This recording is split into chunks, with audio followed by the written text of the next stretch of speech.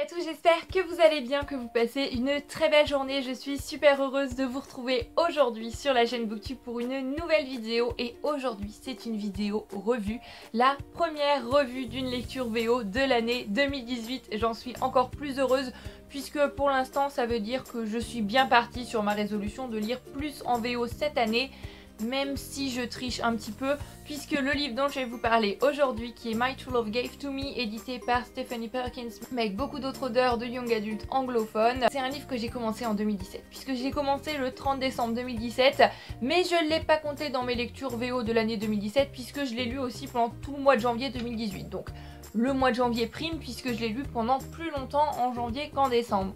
C'est un livre que j'ai beaucoup aimé. Si vous ne lisez pas en VO, pas de panique, c'est paru en français en 2015 aux éditions Gallimard. Minuit, 12 histoires d'amour à Noël. Le titre français un petit peu traite d'ailleurs puisqu'on a 12 histoires d'amour à Noël, mais il ne se passe pas forcément tout à Noël, même si c'est le cas de la majorité d'entre elles. On a aussi des histoires qui se passent aux alentours du nouvel an, début de la nouvelle année. Donc c'est pour ça que le lire en janvier, ça m'a pas trop dérangé, mais il aurait pas fallu que je le traîne un petit peu plus longtemps. Ce livre, qu'est-ce que c'est? Tout simplement, je pense que vous en doutez, c'est un recueil de nouvelles, un petit peu sur le même principe que 13 à table. On a une nouvelle de chaque auteur qui nous raconte une histoire qui se passe en période de fin d'année, de Noël. On a cette ambiance assez festive et dans l'ensemble, j'ai beaucoup aimé chacune des nouvelles. Ce qu'il faut savoir, c'est que de base, je suis pas une grande adepte des nouvelles. Généralement, j'aime pas ça. Mis à part dans 13 à table, mis à part dans son recueil, c'est un petit peu les seules petites exceptions, puisque sinon j'ai l'impression de rester toujours sur ma faim, que ça passe trop vite en fait. J'ai pas le temps de m'attacher au personnage, j'ai pas le temps d'essayer d'en savoir plus, c'est déjà fini. C'est un genre qui me frustre assez généralement, mais ce que j'aime aussi avec les nouvelles, c'est que ça permet de découvrir de nouveaux auteurs sans prendre trop de risques. Voilà, on découvre leur plume, si on n'aime pas, et ben on va pas forcément aller voir ce qu'ils auraient pu écrire d'autres, mais ça permet aussi au contraire de faire de très belles découvertes. Je pense notamment à Matt de la Peña, à Jenny Han, David Levison, qui sont des auteurs dont j'ai adoré les nouvelles, donc je vais me pencher un petit peu plus sur le sujet, voir ce qu'ils ont pu écrire et puis pourquoi pas découvrir leurs romans. Et ça, ce sera grâce aux nouvelles que j'aurai découvertes dans ce livre. Je trouve que c'est plutôt une bonne alternative, c'est assez sympa. Il y a deux nouvelles qui, pour moi, selon mes goûts personnels, j'aime bien le préciser, étaient en dessous des autres. Celle de Kelly Link et la toute dernière qui est celle de Laini Taylor. Mais je pense que c'est pour des goûts personnels puisqu'on a des éléments un petit peu fantastiques. Et c'est pas un genre que je connais beaucoup, c'est pas un genre que je lis beaucoup. Mais toutes les autres nouvelles, je les ai adorées. J'ai eu ce petit sentiment, vous savez, quand vous êtes blotti sous le plaid avec un bon téléfilm de Noël, les dernières minutes du film, vous êtes là, oh, c'est trop mignon! Et ben c'est exactement le sentiment que j'ai eu avec ce livre, avec ces nouvelles. Ça fait un bien fou, ça passe tout seul. Le niveau est assez simple, j'ai trouvé pour la plupart des nouvelles en anglais. Donc si vous voulez commencer à lire en VO, c'est pareil, ça peut être une bonne alternative puisque vous pouvez lire une histoire par jour. Je tiens quand même à préciser que les nouvelles sont assez longues, hein. Elles font environ chacune 10 à 15 pages je pense.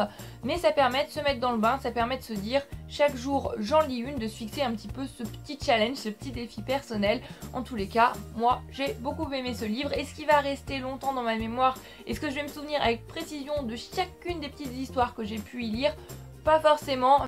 Et je tiens à faire un petit bonus pour la couverture. Comparé à la couverture VF, on a deux petits détails qui sont juste géniaux. Le premier, je ne sais pas si vous allez voir, c'est ce reflet sur la patinoire ici. Ça donne vraiment cette impression de glace, c'est extra bien trouvé. Mais ce qui est encore mieux, c'est tous ces petits gens sur la patinoire sont en fait les couples de chacune des histoires. On a par exemple Marie et Joseph, on sait très bien de quelle histoire ça vient. On a le cuisinier, donc ça a été vraiment cherché dans le détail. On a fait une couverture spécialement pour ce livre là. C'est le genre de petites choses en plus que j'adore. C'est un grand travail autant sur l'objet livre que sur les histoires à l'intérieur. Tout dans son ensemble est parfait. Donc rien que pour ça, je ne peux que donner un gros top à la couverture VO comparée à la couverture VF qui est très jolie mais qui n'a pas forcément tous ces petits détails qui font quand même un petit quelque chose. Il y a une autre version également éditée par Stephanie Perkins qui est sortie, elle s'appelle Summer Days and Summer Nights. Je ne l'ai pas pour l'instant, donc je vous mets la couverture quelque part comme d'habitude. Et c'est un petit peu le même principe que ce livre là. On a 12 auteurs et 12 nouvelles, mais cette fois-ci ça se passe en été.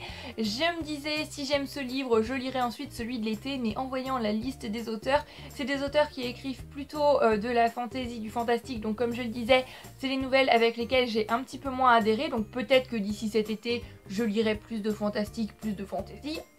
On sait pas ce qui peut arriver, n'est-ce pas? On peut toujours avoir quelques surprises.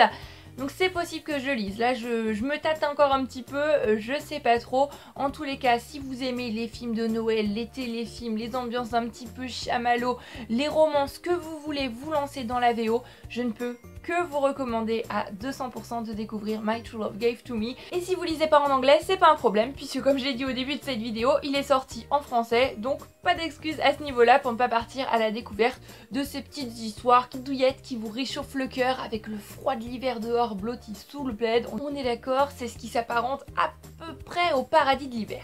J'en ai terminé pour cette toute petite vidéo revue. C'est vrai que c'est toujours un petit peu difficile de faire des revues sur des recueils de nouvelles, parce que bien évidemment je suis obligée de vous parler du livre dans son ensemble. Je peux pas vous parler de chacune des nouvelles déjà parce que je me souviens plus de toutes avec beaucoup de précision, mais aussi parce que c'est très court, donc je risquerais bien évidemment de vous spoiler. Et on est d'accord, c'est absolument pas le but, donc c'est pour ça que cette vidéo est très courte. J'espère néanmoins qu'elle vous aura plu. En attendant la prochaine vidéo, comme d'habitude, je vous fais bien évidemment à tous plein de bisous.